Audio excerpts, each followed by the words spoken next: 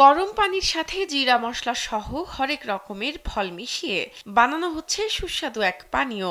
Energetic, অনেক মজা। এটা অনেক ভালো। বিভিন্ন ফলের টুকরা দিয়ে তৈরি রক্তের মতো টকটকে এই পানীয়টি দেখতে শরবতের মতো মনে হলেও এটি 3 লেয়ারের চা।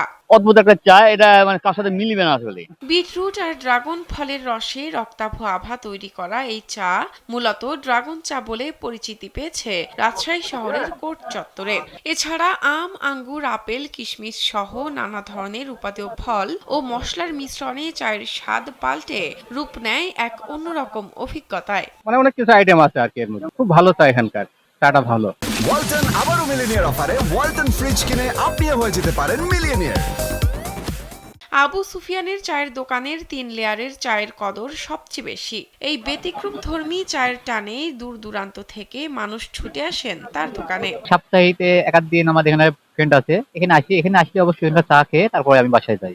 সকাল 10টা থেকে 2টা পর্যন্ত মাত্র 4 ঘন্টায় 300 থেকে 350 কাপ চা বিক্রি হয় বলে জানান সুফিয়ান। প্রতিদিন 3,500 থেকে 4,000 টাকার চা বিক্রি হয় তার দোকানে। মাসে আয় হয় লাখ টাকা।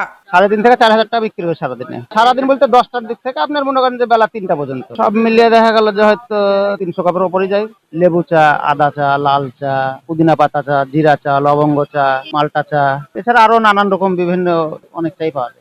এক টিকেটে ডাবল শোয়ের মতো চায়ের স্বাদের সঙ্গে ফল ও মশলার উপকার পেতে দিনকে দিন বেড়ে চলেছে সুফিয়ানের কাস্টমার। আমার বাড়ি এইখান থেকে প্রায় 12 কিলো দূরে।